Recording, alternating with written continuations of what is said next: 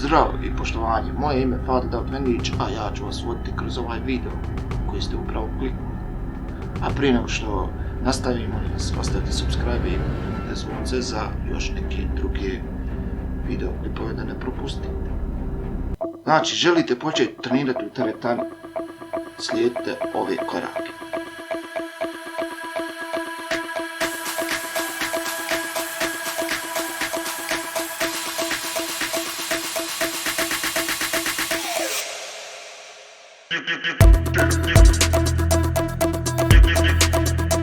Odaberite teretanu, iskoristite internet za pronalaženje teretana u vašem okruženju, pročitajte recenzije ili se posavjetujte s prijateljima. A moj vam je savjet, uzmite teretanu koja je najbliža vama. Razgovarajte sa stručnjakom, razgovarajte sa trenerom ili stručnjakom u teretani kako biste razmislili i razjasnili svoje fitness ciljeve i razvili plan treninga. Kad to završite pod 3, pripremite se nakon što razvijete plan treninga, pripremite se tako što ćete kupiti odgovarajuću opremu i naučiti osnovne znanje. Teretani zahtijeva i zdravu i uravnoteženu ishranu, tako da budite sigurni da jedete zdrave namirnice i hidrirajte se.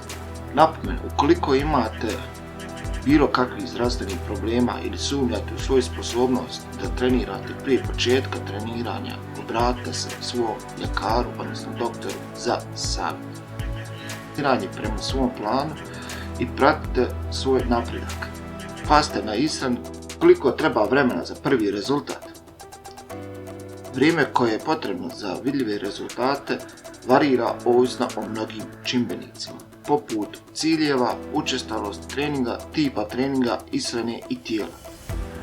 Ukoliko se pridržavate redovitog i dobro planiranog programa treniranja, možete očekivati vidljive rezultate unutar 4 do 12 sedmica.